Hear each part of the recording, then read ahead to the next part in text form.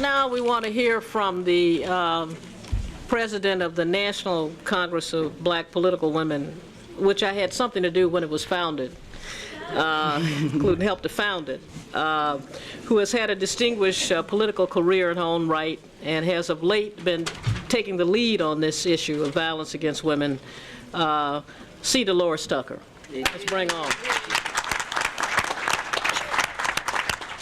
First of all, I want to say that Reverend Jesse Jackson and the National Rainbow Coalition are to be commended for their foresight in addressing the #1 domestic problem in this nation, violence in America.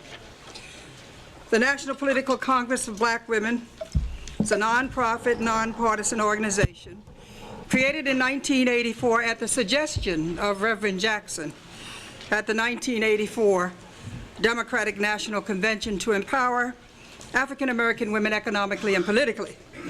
Its founding members do include some of the most prominent and concerned women in America, including Mary Berry and Dr. Dorothy Height, our mayor of this city, Alexis Herman, Dr. Gloria A. Toot, Jewel Jackson McCabe, Reverend Willie Barrow, Congresswoman Maxine Waters, Eleanor Holmes Norton, Curtis Collins, and Congresswoman Barbara Rose Collins. We embrace and salute the goals of this conference. Today we have all come together to join forces to address the issue of violence in the nation. A violence which has decimated our communities, devastated our families, and destroyed the souls of so many of our youth. It is imperative that we stop the agendas that are not too relevant as this, that we stop pondering over the issue of space exploration, that we stop debating whose diary we should publicize, that we stop arguing over what choices each lifestyle has. For today we must be serious about this serious situation, this plague, this death to our society. Our greatest fear right here in America is not from hurricanes or earthquakes, not from disease or war, but from violence one against the other. We must understand clearly that violence comes in many forms and is acted upon by many sources. Whether we are talking about physical violence, spiritual violence, economic violence, or sexual violence, the end result is the same: the destruction of human life. Enough is enough.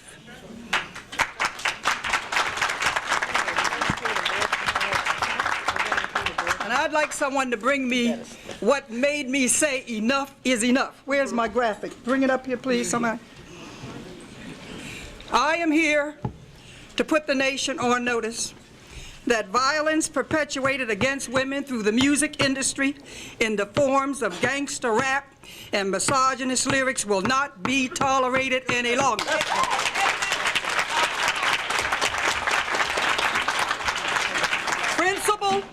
Principle must come before profit. A year ago, I established the National Political Congress of Black Women's Entertainment Commission, headed by Dionne Warwick, Melba Moore, Terry Rossi of Billboard magazine, and Vaughn Alexander, our director. It had one primary goal: the task of examining and developing strategies and solutions for reshaping and maintaining positive images to preserve the dignity and the heritage of our youth, instead of continuously exposing our youth to negative media that distorts their images of male-female relationships, that undermines the stability of our families, communities, and nation by encouraging violence, abuse, and sexism as acceptable behaviors, and perpetuates the cycle of low self-esteem of African American youth. Thus, images that degrade our dignity and are an insult to our children, our families, and communities concern us too. And that includes all this gangster rap and misogynist lyrics. Music that glorifies and promotes violence with guns, knives, or drugs, and denigrates and defames women. And with the release of Snoop Doggy Dog's debut album, Doggy Style, that includes artwork that is nothing but pornographic smut, available to any child to go in and buy with the album and with a record.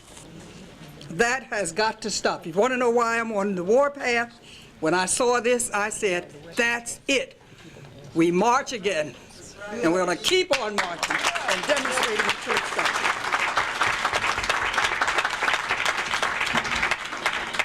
For 400 years, prophet came before principle, as black women bore the brunt of slave masters' degradation. But even through the Middle Passage, the peculiar institution of slavery, the spirit of black women and their families could not be broken. Today, however, through the lyrics of rappers who display no respect for women, no respect for families, and little respect for themselves, the souls of our sisters are being destroyed, and so too their progeny. All of us have watched as the industry have grown. We have watched not really knowing, not really understanding, not first realizing the damage that is inherent in what some thought were merely words. Now we see the direct and indirect effects. We see the rise in murders, in abuse, in batterings, teen prostitution, and teen suicide. We hear the wailing mothers, the grieving sisters, the tormented brothers and fathers and children planning their own funerals with pink dresses and pink caskets. We feel their hopelessness and helplessness, and we embrace their pain. Yet in the midst of these tragedies, others still want to argue about the First Amendment right to freedom of speech, a freedom they have embraced to call African American women hoes and bitches and sluts and even worse. As I see it, there are three things wrong with gangster rap and misogynist lyrics. It is obscene, it is obscene, it is obscene.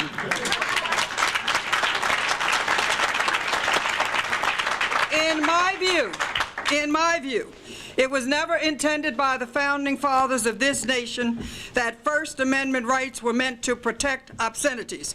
And if there were founding mothers, it would have been more explicit about what the First Amendment meant. Obscenity, I'm not sure I know that song. Obscenity has long been an exemption. Obscenity, and we have the Attorney General here, I believe it's right. Obscenity has long been an exception to free speech. If the filth that is portrayed in these gangster rap videos and art is not obscene, then I submit that nothing is obscene. In 1992, the Canadian Supreme Court ruled that it was more important to ban speech that is dehumanizing to women than to protect free speech. African American women have always been the protector and nurturers of their homes, their families, and their communities. We march for our rights to Selma. I was there with Dr. King. We're beaten with billy clubs, and we're bitten with dogs unleashed by bull connors. We will not tolerate injustice and insults from our worst enemies then, and we sure ain't gonna accept insults from our youth now.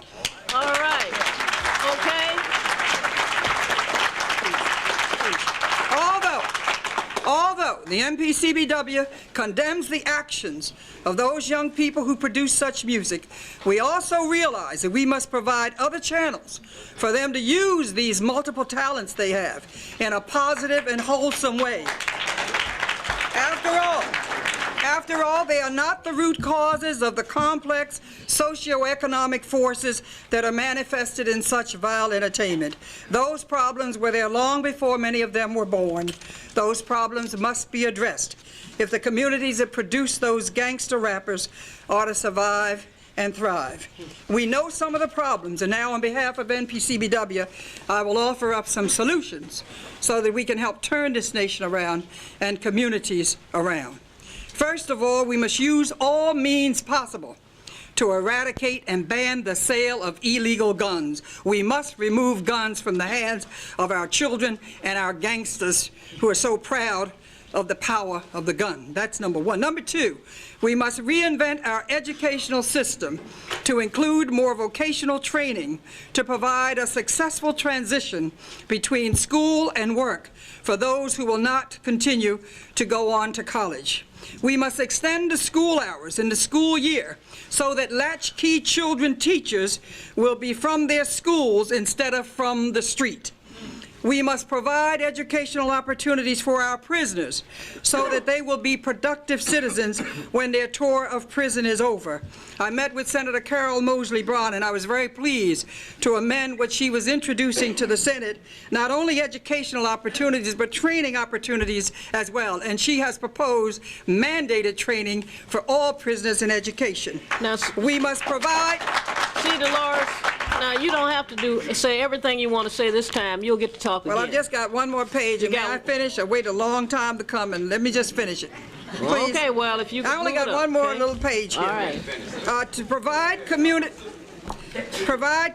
outreaches so that our youth who have embraced the gangs as their only family will find refuge in community institutions, neighborhood academies, and educational programs. Convert our unused military bases into institutions of peace, where men and women can be trained to become productive citizens who will contribute to the well-being of this nation, expand our nation's infrastructure where needed, and make this nation a powerful global force. I stand before you today with millions of my sisters to say that no one has the right to degrade, denigrate, dishonor, or disrespect African American women. No one has the right to poison our children's mind and destroy our African cultural heritage. That is why the women of NPCBW and our supporters will demonstrate. We'll go to jail again and again and again, just as we did when we demonstrated at the Wiz in December and Sam Goody yesterday. No one and no industry will be allowed to continue this social and psychological genocide of the women and girls of this nation. Stand before you today with the spirits of Sojourner Truth, Harriet Tubman, Fannie Lou Hamer, and Mary McLeod Bethune to say this: we will defy any force that will disrespect us and our families, and I apologize, Mary, my good friend and founder.